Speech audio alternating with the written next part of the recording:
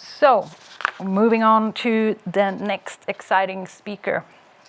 As you know, here our agenda in the main track of Copenhagen FinTech Week Global is focused on sustainable and the sustainable development goals. And soon you get to hear how design as a mindset and process could accelerate a more sustainable future.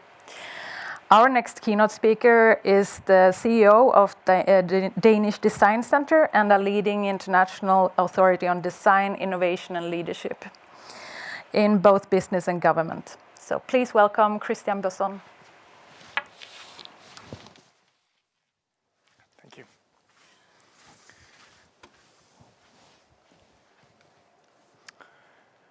All right. So pleasure to be here, and of course, speaking about the Sustainable Development Goals is almost a hygiene factor these days. So that's quite a simple challenge in terms of the framework for being sustainable these days. I'm going to speak on the design side and share some perspectives on what design might mean for accelerating more sustainability in fintech. I'm going to get some slides up, I hope, in a moment to run with. Just a short break. Experiencing a bit of problem.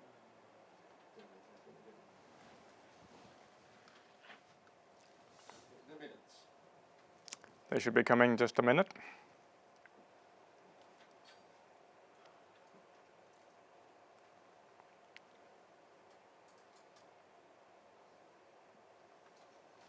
There we go. So the big question for this session is how design can accelerate a more sustainable future. And just to get us started, by way of background, I've been walking to the venue today. I know a lot of people are joining from around the world, but I've been walking from this building called Blocks, just across the water from Copenhagen FinTech Hub. So that's an easy one. And the Danish Design Center is basically co-funded by the government to advance the role of design and the value of design for society, both at home and globally. And of course, so we are quite interested in how design can accelerate the development of sustainable business at this day and age. We say that we work for impact by design, and impact basically in a very broad sense, cutting across all of the sustainable development goals. So, the financial sector. We become used to this notion of large conglomerates and large corporates that are defining finance and are defining also what is valuable and what is competitive when it comes to financial services and products. And then, of course, we've got the tech side, which has been accelerating in terms of opportunities for building new technologically based solutions, both internally in the sector, but of course also customer facing. And all of that has, in a way, come to a point where things are changing. New actors are emerging and new models are emerging. Let's see if we can get the next slide coming up here. It's not. Can you maybe click the slides on the control side?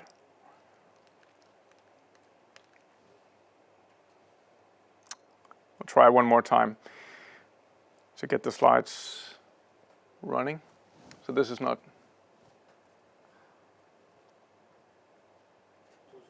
Yeah.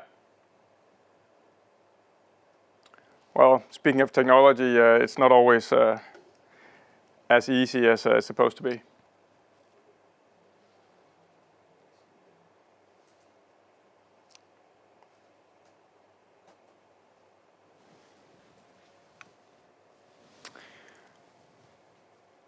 Right, so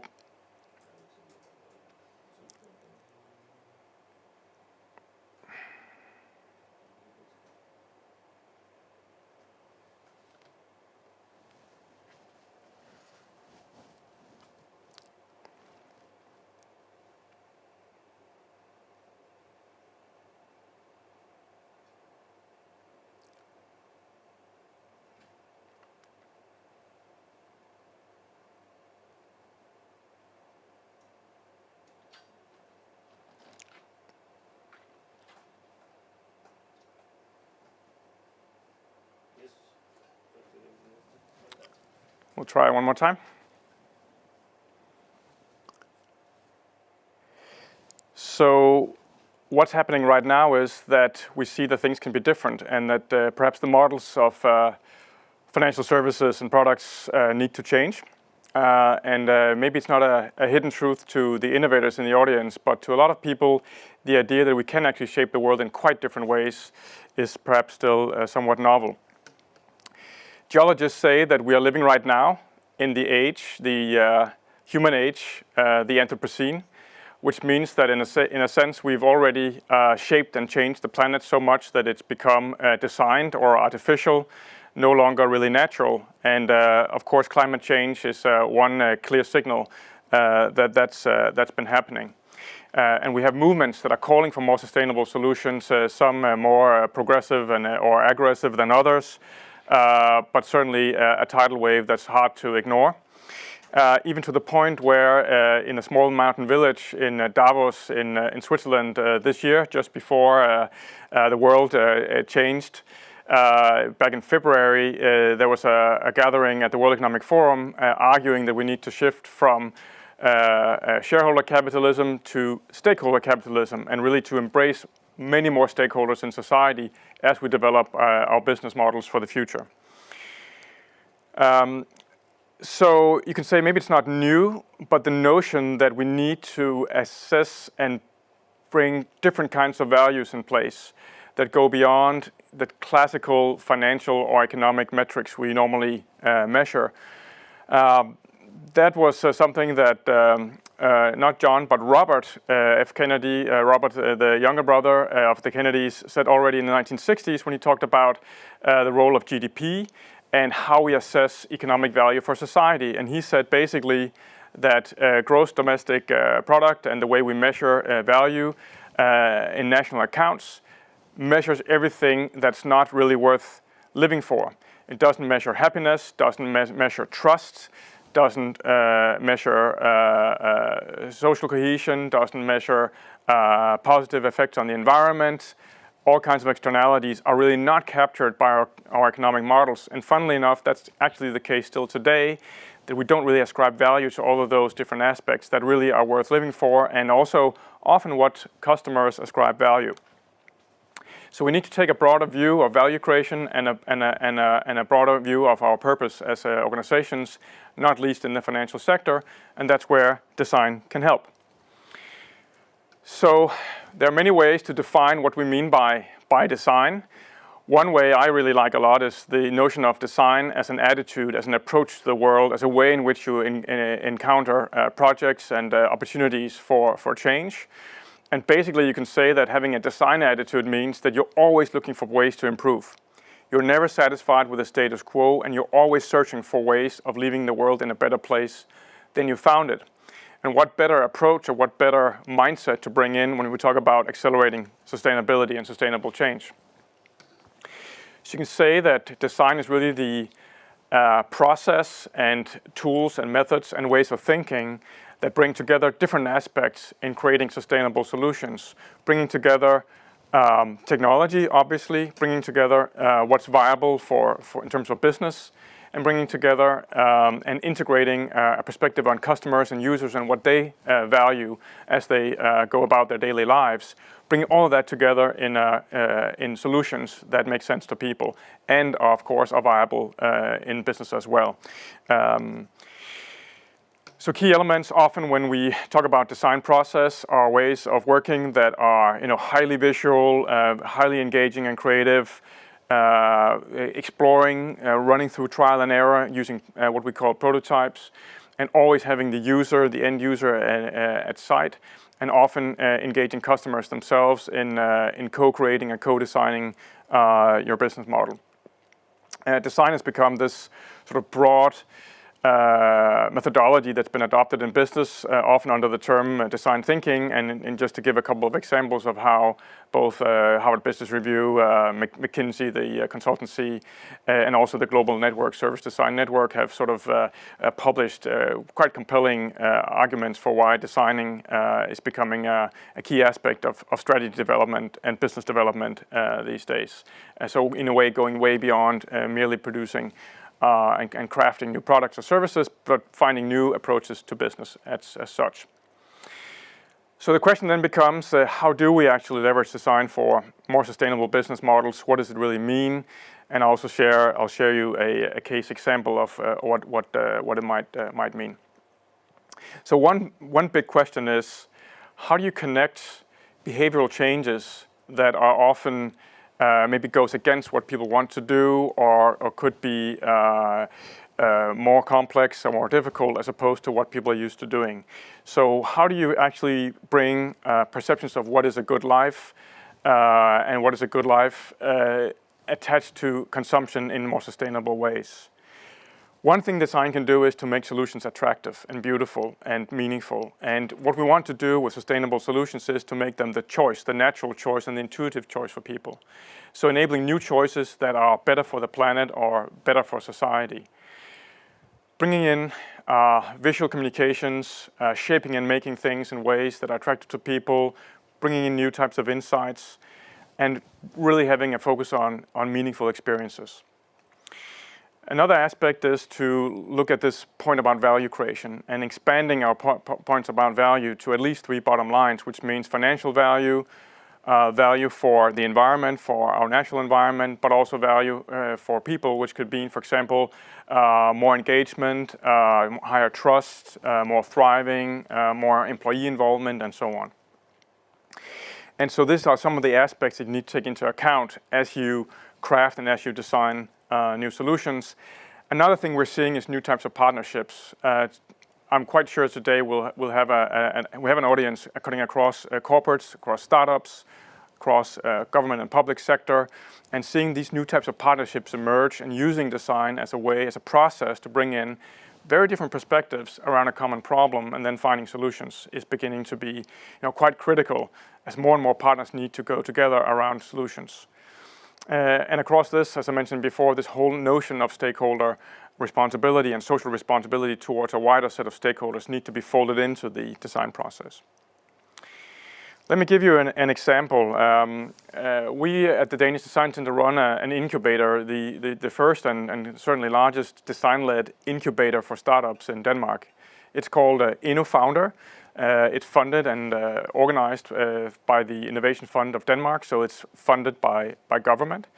And basically what we do together with the Copenhagen Institute for Interaction Design, CID, is we invite in startups, early startups, young people coming right out of university, to explore how can they design a viable business and how can they fold in increasingly sustainability parameters as they do so.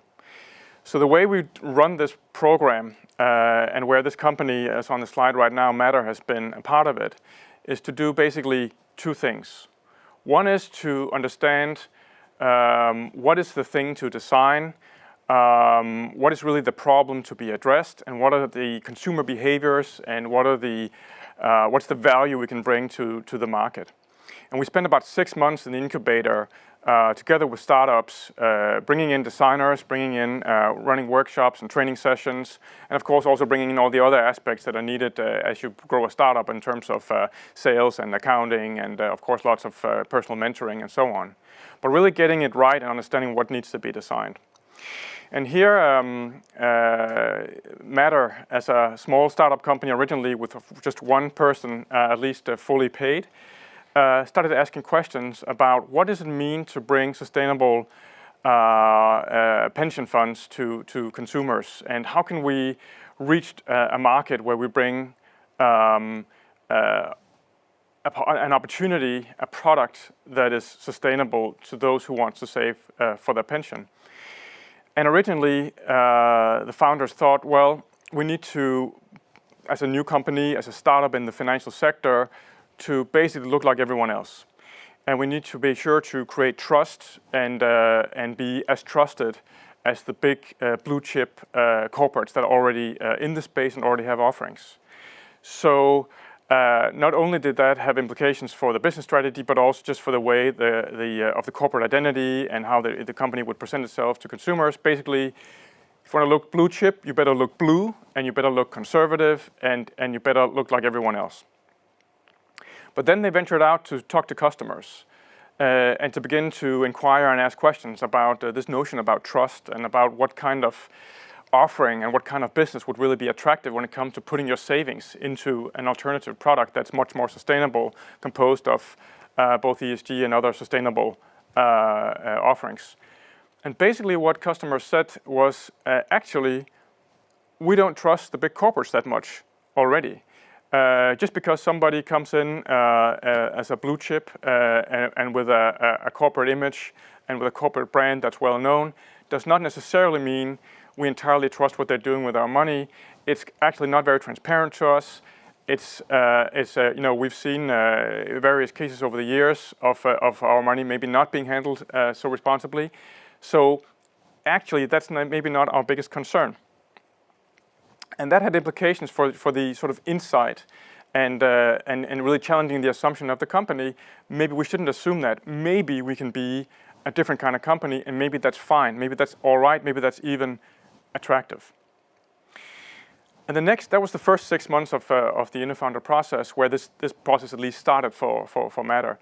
The next 6 months was about what do you then craft? How do you then begin to build a brand and build an identity and build a product? And here, as you can also see from the slide, the graphics and the visual identity certainly demonstrate that it's all about being different than the traditional corporates, green and white colors, and a much more sort of perhaps alternative and light expression. And also through that process, just continuing to test assumptions about what does it mean to invest your money in sustainable pensions and what are the needs. Today, the company has grown from one person to about 15, 4 years later. And it's also created new partnerships, both with, as you can see on the slide, with AP Pensions, a Danish pension provider, but also split into 2 different business areas. One is on providing a sustainable pension. The other one, which I know is also being spoken about at the FinTech conference these days, is offering portfolio analysis and really analyzing sustainability in portfolios. So what does this say about designing for sustainable business and for accelerating sustainable change? Well, it says you have to get close to your customers, you have to test your assumptions, challenge your ideas about what kind of business you are. Maybe in a conservative sector, it's actually a winning proposition to look and feel different than the usual suspects. And then it's basically about a journey where you continue to test and try out and push your assumptions.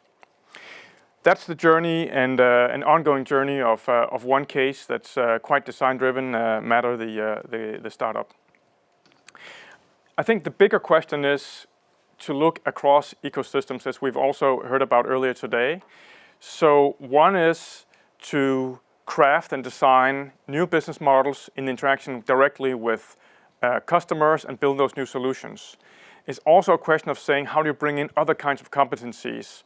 How do you bring in product designers? How do you bring in UX and interface designers? How do you bring in strategists and so forth in a sector that's perhaps been dominated by people with technology backgrounds or people with financial background? It's also a question of understanding longer term, how do you work on the legislative side? We see more and more work ongoing with sandboxing, legislative experimentation, and also using design thinking and design tools for those kinds of exploratory and test beds around financial regulation. And obviously, we're seeing new partnerships emerge. So you can say that the strategic design challenge for accelerating sustainability is really to look across these different types of actors and bring in sustainability and multiple bottom lines and multiple types of value as you explore what we need to do, both from a business perspective, from a government perspective, and not least from a customer perspective. I often say that working with design as an approach and as a mindset, and not least doing that from a leadership perspective as you lead change, as you lead everything from startups to change within larger corporates or change within government, is like taking a curvy path, a path where you are heading towards an objective where you of course want to make a difference, where you of course want to create a viable business. You also want to do it in ways that leave the planet off better than before. But what does that actually mean? That means journeying out on a process where you have a maybe long-term goal, but where you can't necessarily see what's around the corner, where you can't necessarily see what is the ultimate model that will emerge. So that's like taking a walk or run through a curvy path in a forest that's dense, you can't see around the real corner, and where what will guide you are really the immediate methodologies, the steps, talking to customers, testing your assumptions, getting new insights, trial and error, iterating, and so forth. That's the challenge.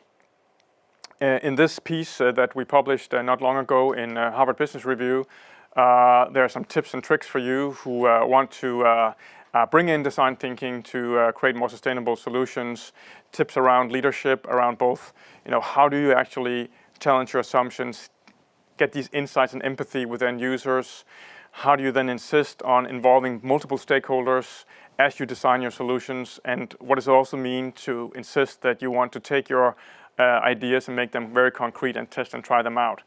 That's all of that is a challenging process. It'll be challenged by your staff, your colleagues, by your partners in your network. How do you then be persistent and run that? So that's a few tips for those of you who are interested in ways to lead design thinking. Just like with any other methodology or approach, it's not a question of just paint by numbers and say, well, there's a 5-step process or there's these and these tools, but it's a process of really navigating change. So tools can do something for you, but leadership and the navigation of change is absolutely critical. I want to conclude before taking a few questions with this point that right now, the world is clearly in a state of transition. In a way, we are in an unstable state where things are moving. The way we meet, the way we engage with each other, the way we reach customers is changing. We're in a way in a limbo right now between something we knew in the past to something we're heading through. The pandemic has created this kind of pause in how we do things, and in some ways it's a welcome opportunity, in spite of the terrible crisis, to start rethinking what kind of business do we really want to create on the other side of this? What kinds of partnerships? What kind of impact do we want to create? How can we both build financial and economic impact, but also sustainable impact as well? So this experience of passing through zones of uncertainty as we seek to transform the system means we need to work in new ways, means we need to design in ways that, in a sense, embrace the complexity and embrace the uncertainty rather than shy away from it. I started out my presentation with showing some images of these monolithic skyscrapers in a financial center somewhere in a city in the world. And this idea that we can be monolithic, we can be top-down, we can be certain, we can be blue chip and trustworthy just because we have a brand name, that idea is crumbling.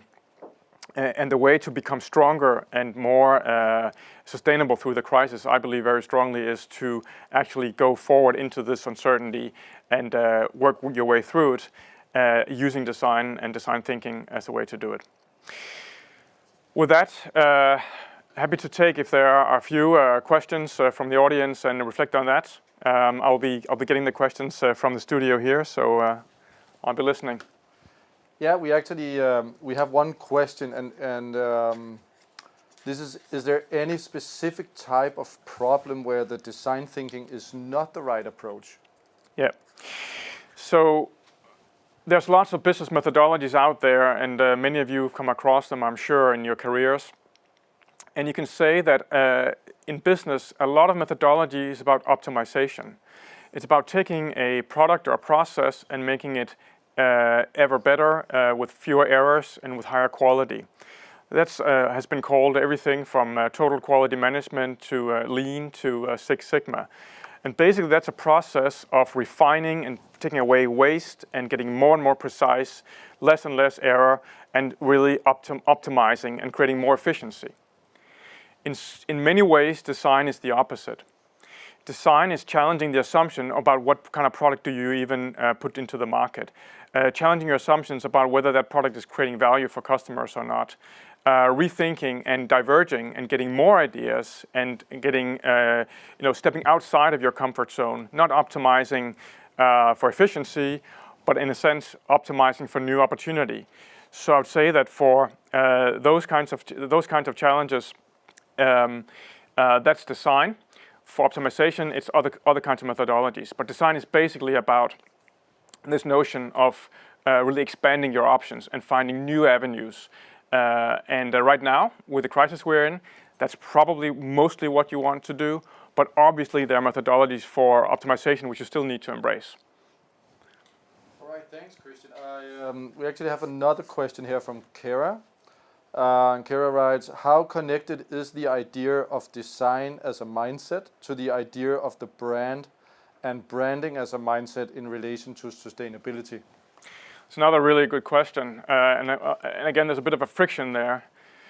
Because on the one side, of course, building brands and building great graphics and visuals and imagery and corporate identity and so on is part of the design field, and it's a strong part, and it will always be there, and it's very closely connected to marketing and branding. But design to me is much, much more than that. It's about the value that you actually bring to people. And there can be a friction there. You can build a great identity and a lot of flashy branding and marketing, but what if you don't deliver when your product service hits the ground and meets customers? So I would argue that design work really starts and ends with how customers experience creation of value, both in terms of functionality, aesthetics, attractiveness. Does the solution solve your problem? Does it do that better and more attractively and intuitively than any other product in the market? And then you can, of course, brand that and create expectations that that's what your product does. But great branding and lousy products is a way to failure. I would say actually better start with great products, and then you can build a great brand around that. So that would be my answer to that one. All right. We have another question here from Lunga. Are we equally applying design thinking to both product and business model currently? And what would be an ideal balance? Right, so you can say that products are what carries the business model ultimately. So a customer doesn't really engage with the business model, but they engage with products and services that are expressions of the business model. So the power, in my mind, of design thinking is that you start with end users and start with the value you want to bring, and you iterate and you test and you try your assumptions. And that has implications for your business model. It has implications for how you create value, and then you express that through products. So I would say that it goes hand in hand. You can say the fallacy, the risk is that you focus solely on crafting a beautiful service or product and forget to ask questions about the underlying business model and new opportunities for value creation. So I would say that the big game, the big challenge, and also the big opportunity for those engaging with design is to shift your focus to the business model that allows for the value creation. In a sense, you can say you have the business model, you have the end customer, and between that, the mediating factor is the services and the products you provide. But ultimately, you want to think about the business model also because that's where the sustainable opportunities are. And then you want to think about what matters to customers, both what matters that they know, but also the needs and the behaviors that they don't really see themselves, but that you can cater to. So that's the challenge. All right, thank you, Christian. I actually have another question from Thomas. Me. All right, I'll go there then. So my question would be, so we recently had a podcast where we interviewed the author of a white paper around how do we design financial products for women, or do we actually do that? Right. So my question here would be, and this comes off as a gender question, but it's more broad than that, I think. How do we actually make sure that our either conscious or unconscious biases are addressed in the design process? And maybe there's another question in that also is, and maybe that is gender specific here in this case, but should we design products, like for a segment, or do we just design products, or not just, but do we design products to also address that segment alongside with other segments? That's an excellent question, and one we could probably spend a whole new session on, but I'll try to answer it pretty briefly. So I think one point is that we need absolutely more diversity in our design process, but also in the businesses in the sector as a whole. So research shows that high diversity in teams and in organizations just basically create more innovation and better innovation, and also matches the market and consumers much better. So I think one big answer to the question is we just need more diversity, not least women and young women, and also women that can have careers and have a family and stay in the financial sector, just as we need other aspects of diversity as well. The other one on whether we should design for particular segments or not, I think it can be a way towards better design to challenge yourself to design specifically for segments, whether that's low-income families or whether that's students or young women or other types of communities. Absolutely, it can be an avenue to take, but there's also a lot of experience that going towards universal design, where you actually challenge yourself to say, how could this design, how could this product or service actually make sense to everyone? You know it from cutlery, right? You know that there's a company called OXO that originally designed, for example, can openers for handicapped and older citizens that had a hard time with the handle, and they created these big rubber handles that were easy to grab onto. That was designed for a particular focus group or target group, but actually turned out it was better for everyone, and today that product is a mainstream product for everyone. So challenging yourself to design something so intuitive, so attractive for a particular group can actually be the avenue towards designing something better for everyone. So that should be the challenge. Cool. I think we're out of question. So thank you very much, Christian. That was very enlightening and inspiring. Thank you for dropping by the Copenhagen FinTech Lab and doing this session. Tune in for the next session that will start in a couple of minutes. And again, thank you to you, Christian. Thank you so much. Thanks.